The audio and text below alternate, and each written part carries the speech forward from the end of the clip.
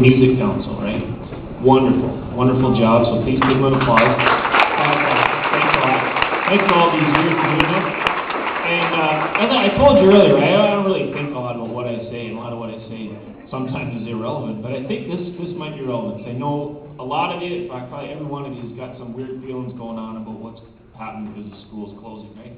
And that is not necessarily something that paper and pencil and dollars and cents is going to make sense to you. It's emotional for all of us who have been a part of this. But like, I was counting, this I actually did give thought to before I came here, so there is some thought to it. I've left this school 3 times when I started teaching, and then I left. And the big time I left was like 6 years ago. There's no way that I should have, because I was going through a myriad of just total you know what, and it's just a seriously super bad time. Like, I mean, I should be dead. And someone asked me, why aren't you? And I said, I got a couple things I got to do yet. So there's a lady that actually, she won't even know she gave me this advice, this lady, but I'll tell you, it stuck with me. And then over the years now, so I'm 6 years removed from really being a part of this community, and I used to live like a stone's throw over there. I was quicker to walk here than drive, so that's how close I used to live. So anyway, this lady, her name was Rita Setti, used to be an English head here at the school. So I'm all corked up, don't know what's going on. My head's like messed up. I feel bad, so I'm leaving. I said, what the hell am I doing today? Just think. She goes to me, she looks at me, she goes, and she's a bit older than I wouldn't say that we're best buddies or anything, but I really like the lady very much. She may not have always liked me. In fact, I know she didn't, because there's some things I did. But she sat me down, and she, you gotta remember, I'm everywhere, wah! And she goes, look at it. She goes, it's just a building. And I'm going, all right. So she goes, look, the people that you really are connected with, or the memories that you're in a few people's memories, she said, and you have some of them. Like, they're not going anywhere. She just said, it's just a building, don't worry about it. Now, that's before the place was going to close and anything like that. So people, like, I know from personal experience, I have bad personal experience, that it's all right to like worry a little bit about it, but you're not really losing the school. All right, it's still here. Just that you got it inside, it's not out in something physical. So remember that, okay? So I know you're all kind of going through some bizarre feelings right now. So it'll come back to you and you go, oh yeah, man, remember that? It feels good. So don't let something that you think physically that's being now changed alter what you have emotionally. All right? So do keep that with you, and I hope you do forever, because I sure do. We've got some great times here. So on that note, thanks. Yeah. Absolutely. And that's, let's give a flag for West Park and the community, right? Because it is a community, and you'll have that community now. It's not going away, okay? Everybody's got it. So on that note, I would like to bring a gentleman up here who, honestly, he's a real impetus for this whole thing happening, and he's going to be one of our last voices that we hear as we exit. And I'd like to call Mr. Bill Brook to come to the podium.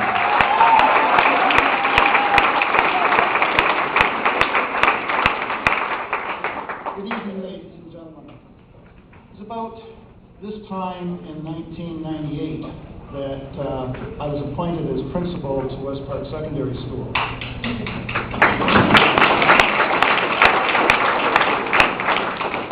I lived in South St. Catharines all my life.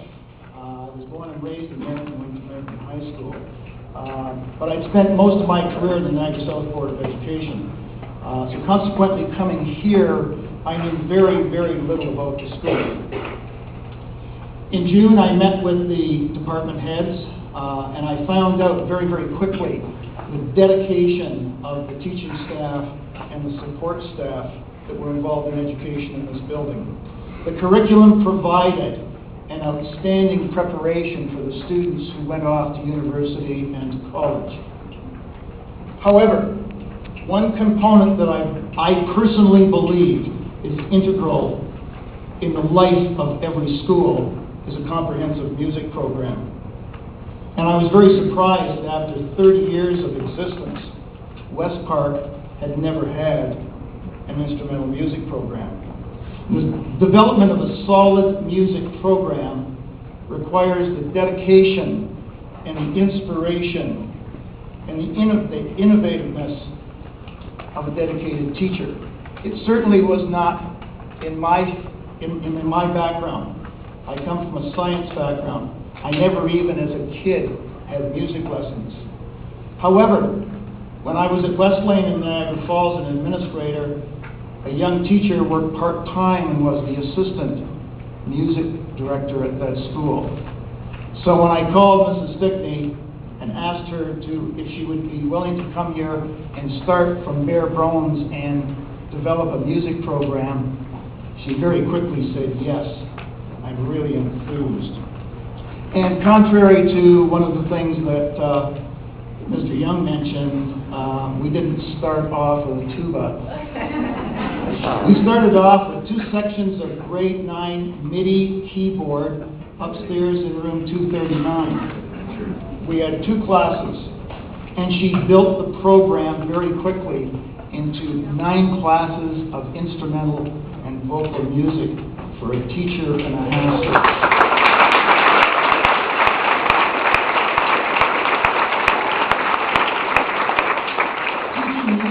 Is so much different than teaching math or English or history or geography or even science, where you have to do some lab preparation. There isn't another teacher in a school that does this type of thing for so many kids than the music teacher. And with the help of other dedicated staff members and family members, Mrs. Stickney has done this.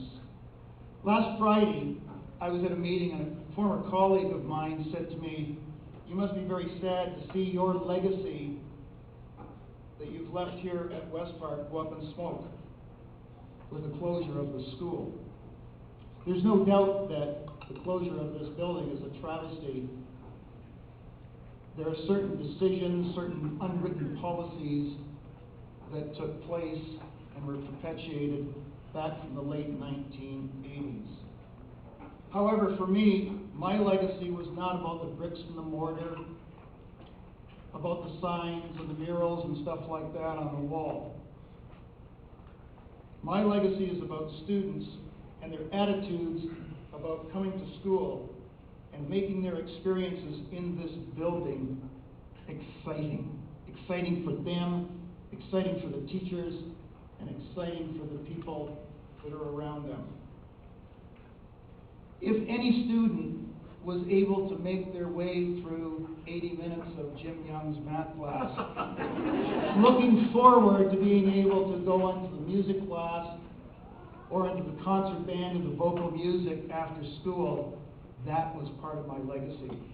If any student stayed in school and didn't drop out because they looked forward to being with Mrs. Stickney and her assistants for music, that was part of my legacy. So to Kevin, Reed, Emily, Sherry, Christy, Sarah, Singa, Beth, Aaron, Misty, Bobby, thank you. Thank you for the support. Thank you for helping grow the legacy that was part of the music program in the school.